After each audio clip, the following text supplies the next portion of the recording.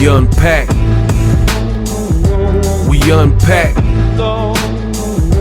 We unpack. Coming to you live. Boxingego unpack. Yeah. We unpack. We unpack. We unpack. Coming to you live. Terence Crawford's team says Errol Spence Jr. and the horse he rode in on. We're going to talk about that in this video. What up, Fight World? It's your boy Ego, and I'm back with some more boxing. What up, Fight World? It's your boy Ego, and I'm back with some more boxing. Terence Crawford's team has some harsh words for Errol Spence. Make sure you guys come in and smash the like button. Much appreciated. 2022. Let's run them numbers up. Now, this seems to be an everlasting story. People still want to talk about it. Terence Crawford versus Errol Spence. Terence Crawford's team recently did an interview, link in the description, and they had some choice words for Errol Spence, and it's probably too much to go over in just this video, so I want to focus on a specific piece of what was said, and you guys can check some of the interview, again, link in the description. Now, Bernie, who's one of Terence Crawford's right-hand man, he helps him train, he helps him in the gym, he's a former fighter himself, etc. He has some things to say about none other than Errol Spence. And without further ado, roll the clip. Crawford been fighting longer than Errol. Errol trying to build his legacy. He doing what Crawford did. Crawford was unified. He's trying to unify, Okay. No, listen, like I said. Now listen, them was his words, right? He gonna clean up his side of the street, and then he gonna come see. It shouldn't be no other one. Now, if his fans, like I say, if he don't mention Bud after the fight, and I'm only saying this in a context because they're the two best welterweights, and everybody wants to see the fight. Everybody wants to, for social purposes, for supremacy purposes, for everybody want to see the fight. If this man don't and his fans don't demand the fight, actually he should be coming off better because he's been fighting, quote unquote, the better competition. He's been fighting more regular. He should be ready to go in. He should be ready. It should be no other time than this fight. He should be looking for that fight. The man's legacy, he's already done that. They done hyped him up already. He's a pay-per-view star. He's such a killer. He's such a body puncher. He's this. They already said that. Only thing it's going to do is we going to knock that off of him, and they want to keep that hype train going. So, I mean, where else can he go besides Keith Thurman? Where else can he go besides Keith Thurman? Then I don't want to say all the stuff I heard. And if he move up to 54, it's like, do we really got to chase you to 54? I mean, like I say, I don't even care no more, bro. I wouldn't even, fuck that nigga, man. Fuck him and the horse he rode on and everybody that he with. Fuck them. Fuck them. Fuck them. I mean that. Fuck them. He rich, Bud rich. Okay? He got championships, Bud got championships. Okay? Fuck all that. Fuck them motherfuckers. But is anybody the best fighters calling him pound for pound? Fuck no. Is everybody saying he the best? Fuck no. No. James Toney, Buddy McGurts, the great ones, people that been around boxing as a company. No. No. And everybody know that he ashamed. Everybody know that. So let them live like that, Let them live. That's how they live. Fuck them. It's always fuck motherfuckers in this world that live like that. Because they rich, because they popular, But at the end of the day, all right, you know what it is. Like he said, Jim Jones said it. He said they had them cars, they had them bitches, they had all that fly shit, but at the end of the day, they told them they friends. So every fly thing they did is a race. Like I say, he acting like a punk. Every fly thing he doing is a race. It don't count up the shit he don't fight Bud Crawford. That shit is all nothing. Don't mount to shit. Now, you guys heard it yourselves from Bernie. He said F them, uck them, the horse he rode in on and everybody else affiliated with him. And if you want to be down, almost on some Tupac, hit him up. And if you want to be down with Errol, then F you too, kind of attitude. Now, I find that extremely funny and a bit weird that what I've noticed is it seems like when Terence Crawford's team is speaking on Errol Spence, it always seems like this, like personal, like another level of like hostility. When Errol Spence, when I hear him talk about Terence Crawford, don't get me wrong, there's been some times where he's taken some little slights and stuff, like he can't sell, Terence Crawford, he ain't selling no numbers and he ain't been taken care of. He ain't been promoted right, things like that. Or I'm the A side, I'm big dog, I'm big fish, hey, strat season, or I'll knock him out. Those are just, in my opinion, those are more common things that you would expect from one who is engaged in a rivalry. But when I listen to Terence Crawford's team, again, it just sounds like a different depth and a different level of hostility coming from Crawford's side. Like, him, everybody with him, if you in concert with him, F this, F that, and who cares what he thinks. And even like little slights, like for example, Bernie said in that clip that I played for you guys, what he said was that Terence Crawford, him and Errol Spence are he said they're the number 2 welterweights. So that's what most people would feel at the point in terms of stature and what they've done. But then he says right after that, after you just said Terence Crawford and Errol Spence are the 2 top welterweights, it's almost like you take slights at him as if you said, oh, his legacy's already complete. They already hyping him up. He's such a body puncher. He's supposed to be this and that. He's supposed to be a pay-per-view star. So it's like Terence Crawford's team, it's like a real passive aggressive energy that I've seen every time it's Errol Spence. Terence Crawford himself does this as well, right? Like 1 minute they'll say like, oh, I don't care about Errol Spence, him, we don't need Terence Crawford, or Terence Crawford's team or himself will be like, we don't need Errol Spence. And then they'll talk about Errol Spence or show up at Errol Spence's fight or whatever the situation is, and I find that behavior a bit weird, that it's this passive aggressive nonstop kind of back and forth ping pong type of attitude from Crawford's team. And I have to say his team at this point, because it's not just Crawford himself, his team, he just did it. Bernie did exactly what I'm talking about in terms of saying, like, he says, I don't even care anymore about the Errol Spence. But if you don't care, the whole context of the conversation, and keep in mind, I only let you hear a snippet of it, was about Errol Spence. So, it's kind of hard to suggest you don't care, but spend energy, in essence, caring and talking and breaking down the situation. And we've seen the same exact behavior from Crawford himself, where he says, I'm done with it. Never mention Errol Spence again. That fight will never happen. But then jumps in the ocean and says, Errol, where you at? Where you at? You do. And I'm like, it's just confusing, I guess, from the outside looking in. It's like, I just believe a man has to be congruent with his thoughts and congruent with what he says. So either you're moved on and you're comfortable because Errol Spence needs you and you don't need him, and your legacy goes on with or without Errol Spence, or you really still want this fight. But it seems to me that Crawford's team, in essence, wants to have their cake and eat it too, in the sense of proclaim they don't care about the fight. Who cares? It's water under the bridge. They're not tripping. Errol Spence is not needed. But at the same time, it dictates a lot of the conversation being had from Crawford's team. So it makes me question if they really feel that way. Meanwhile, you look at Errol Spence, and I'm not just talking about in interviews, I'm talking about his life, his social media, the things we can see. It looks like he's hanging with family.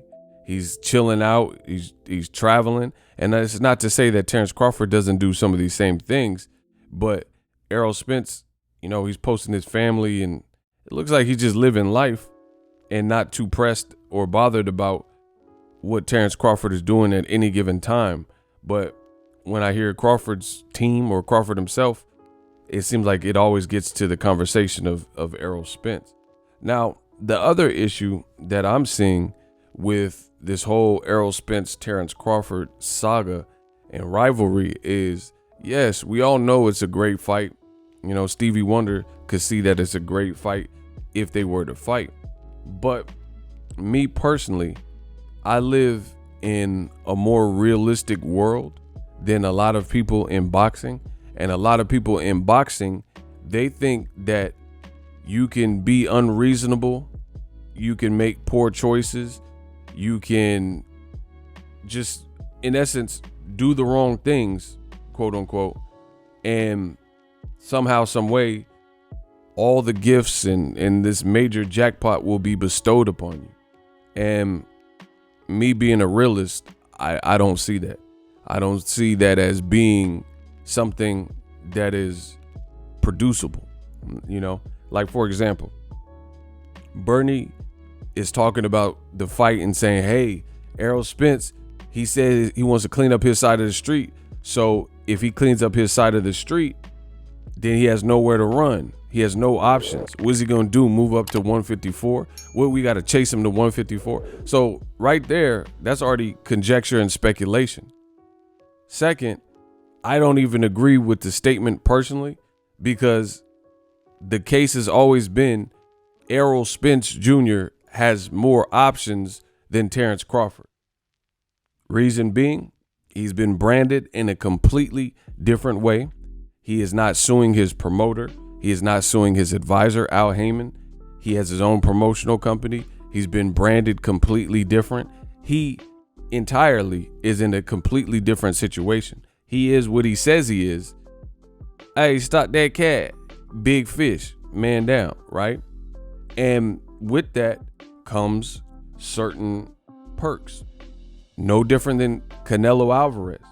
And when we're talking about boxing, and if we are being realistic, what Canelo is for, I guess you could say, boxing, Errol Spence would be that for the welterweight category, especially if he's fighting Ugas and he has an attempt or an opportunity at a third belt. So that'll be his second unification. So no matter what, from car wrecks to, you know, those accidents and physical therapy to the eye injury, he's still, like, just put this in perspective. How is a guy who all of this tragedy has befell him, right? Car wrecks, detached retina, and yet and still, he still comes out and has a better resume than Bud Crawford, who, for lack of a better word, nothing has been wrong with him. Like, he's not gotten a tragic near-death accident.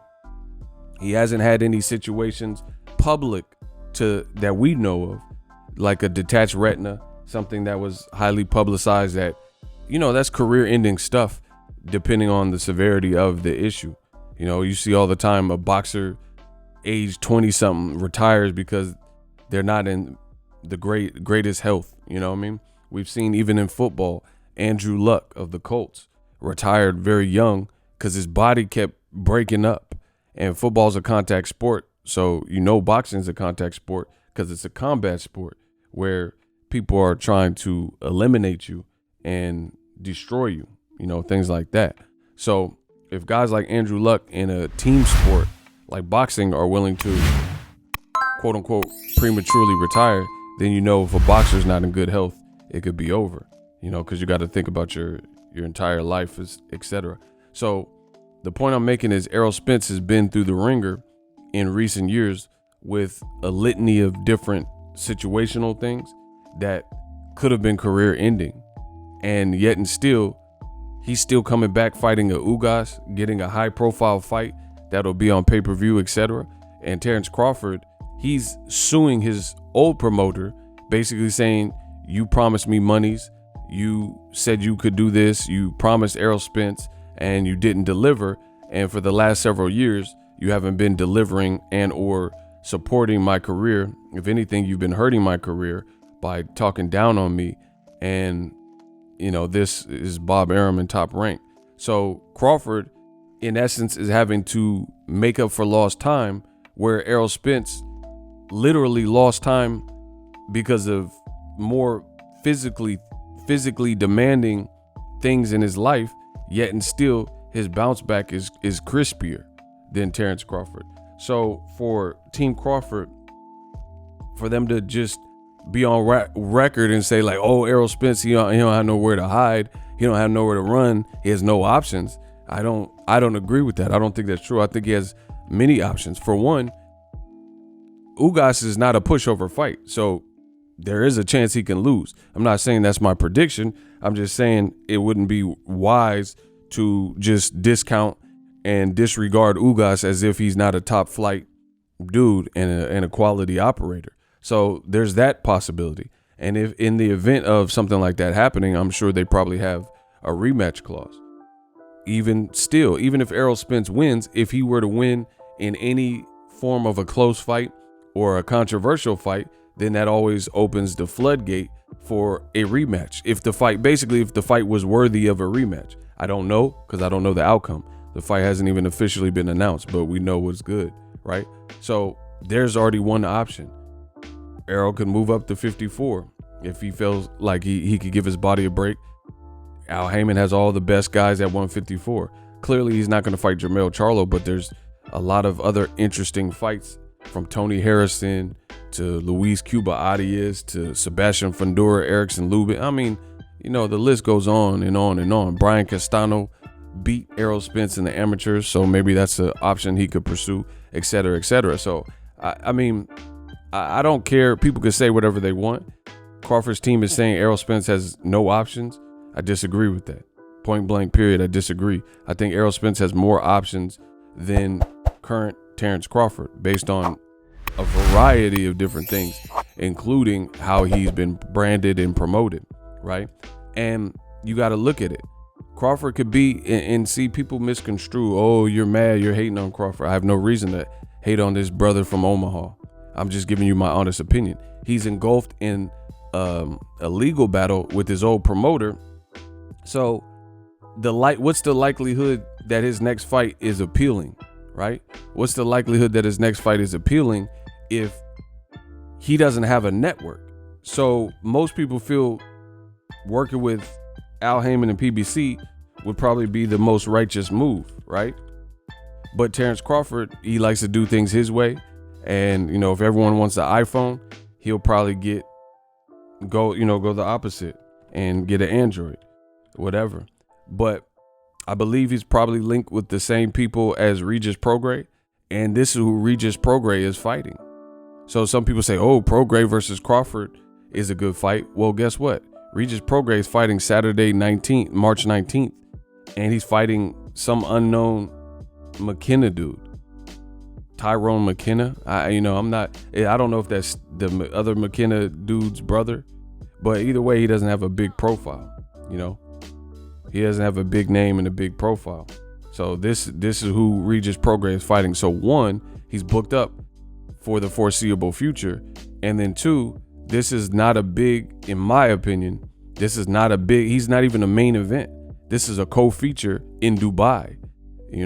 Probably a great place, but this is not a high profile fight for an American fighter out of New Orleans.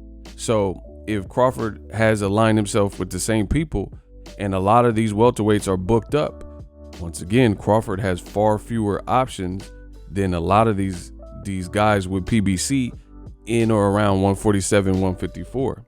So you guys can say whatever you want, but these are the facts as I see it. Crawford also is dealing with the legal battle. We don't know what that entails, if he has to show up for court, if he has to testify.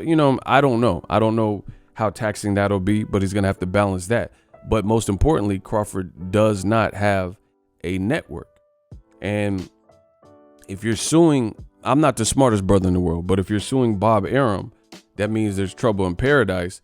So I don't know how likely that would be that Terence Crawford will work with Bob Arum again in any kind of capacity. So it begs the question, if you saying Errol Spence has nowhere to run and no options, quote unquote, then who's Terence Crawford going to fight? I guarantee you his next fight will probably be underwhelming, to say the least. Virgil Ortiz is already fighting against Michael McKinnison. Those are two ranked guys within the WBO. Errol's fighting Ugas. Regis Prograis has a fight in Dubai. Josh Taylor has a fight in Scotland that was rescheduled. Danny Garcia's talking about moving to 54. And I wouldn't bank on Crawford, Danny Garcia. And who wants to see that right now? Not that Danny Garcia is a bad fighter, but he's coming off of a decent layoff and a loss to Errol Spence. So again, how does any of this build Crawford into a household name and or get him ahead in the race with Errol Spence?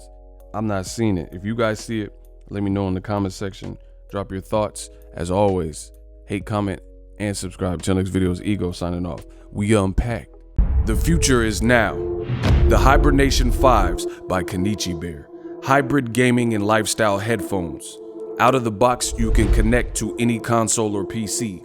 Bluetooth ready with a low latency USB adapter, color RGB, and extreme bass mode. The Hibernation 5s adjust to you. Whether you need a gaming, travel, gym, or lifestyle headphones, the Hibernations got you covered. The new Hibernation 5s, link in the description.